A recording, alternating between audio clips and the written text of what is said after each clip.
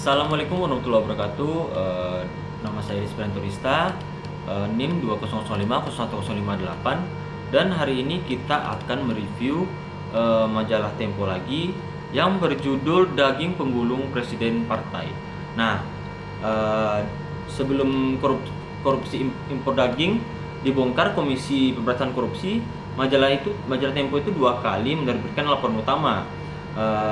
Pada bulan Maret 2011 terbitlah laporan main daging pentolan PKS, dan 2 bulan kemudian Tempo menulis laporan sekali lagi, yaitu daging berjanggut. Nah, hampir 2 tahun kemudian publik dikagetkan oleh peristiwa tangkap tangan KPK terhadap Ahmad Fatahna, seorang kurir.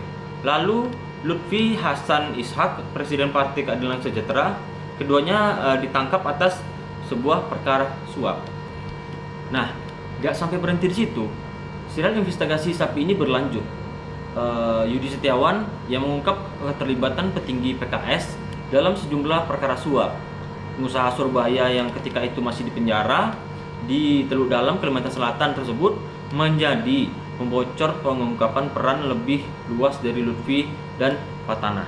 Melalui Yudi Setiawan ini, mereka melaporkan tiga laporan, yaitu 1. Perselingkuhan uang, 2. Kekuasaan, dan 3. Korupsi partai dakwah. Pertemuan pertama kali itu terjadi di kedai kopi Hotel Force Season Jakarta pada Januari 2011. Nah, seorang importir daging, sebut saja namanya Farhan, mengeluh soal tata niaga pengadaan daging di Kementerian Pertanian. Nah, dia merasa diperlakukan tidak baik, yaitu jatah impor yang diajukan hanya sebagian kecil yang dikabulkan, padahal sudah memenuhi syarat yang diminta. Oleh calon ini diminta bayaran agar dapat jatah impor lebih besar. Nah, kala itu pemimpin redaktur eksekutif Tempo, yaitu Arif Zulkifli, menerima keluhan dari Farhan kepada Retno Sulistyowati selaku Kompartemen Ekonomi. Nah, mereka mencium adanya keterlibatan Partai Keadilan Sejahtera atau PKS yang kadernya memimpin Kementerian Pertanian. Nah, sebenarnya aturan kuota impor bertujuan mulia, yaitu melindungi peternakan sapi lokal. Tapi aturan itu menerbitkan permainan jual beli kuota impor. Ketika itu pemain utama impor daging adalah CV Sumber Laut Perkasa dengan jatah impor 4.800 ton. Dan PT Implesindo Pratama dengan 4.250 ton. Kedua perusahaan ini milik Basuki Hariman.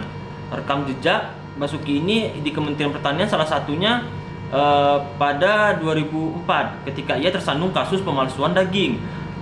Daging asal India dikemas ulang lantas dijual di dalam negeri sebagai daging Australia.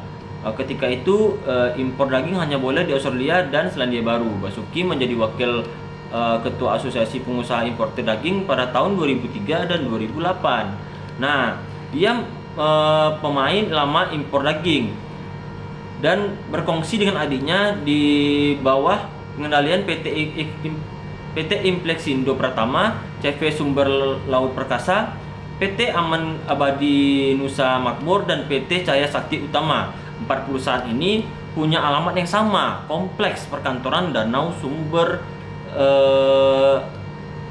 Jakarta Utara.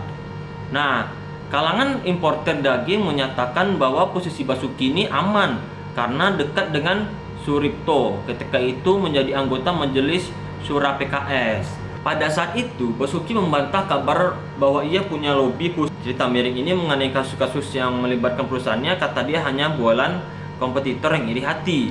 Basuki mengaku kenal dengan Rozak dan Suripto, jadi menolak kedekatannya dikaitkan dengan jatah impor daging untuk perusahaannya. Kata Basuki, banyak yang kenal Pak Suripto di Kementerian Pertanian. Rozak dan Suripto menolak semua itu dibandingkan dengan permainan PKS di Kementerian Pertanian. Saya tak kenal, kata Rozak. Suripto juga membantah ikhwal ini.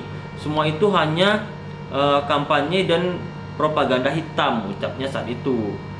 Nah, kemudian datanglah berita yang menggemparkan pada saat itu. KPK menangkap tangan Ahmad Fatahna. Belakangan Lutfi sendiri juga dicokok, ditelepon di kantor Tempo berdering, sejumlah orang bertanya apakah penangkapan itu ada kaitannya dengan liputan Tempo tentang impor daging sapi. Awak redaksi mengangkat bahu Lutfi dan Fatana dituding menerima suap dari PT Indoguna Utama dengan motif yang sama persis dengan investigasi yang ditulis Tempo, penggelembungan kuota impor. Nah, Mahkamah Agung memvonis Lutfi 18 tahun penjara dan adapun Fatana vonis 16 tahun penjara. Pada saat itu Maria Elizabeth Liman, Direktur PT Indoguna Utama dihukum 2 tahun 3 bulan dan Lutfi kini menghuni penjara Sukamiskin di Bandung. Nah, banyak kasus-kasus korupsi yang tidak hanya di kementerian-kementerian besar tapi juga kementerian-kementerian yang juga kecil. Bukan kecil ya, maksudnya kayak daging aja bisa dikorupsi gitu loh. Dan ini kasus yang sangat menggemparkan juga sih, dari orang yang sudah masuk penjara lalu membocorkan informasi karena dia nggak terima. Nah, sekian review dari saya, mungkin agak kepanjangan. Assalamualaikum warahmatullahi wabarakatuh.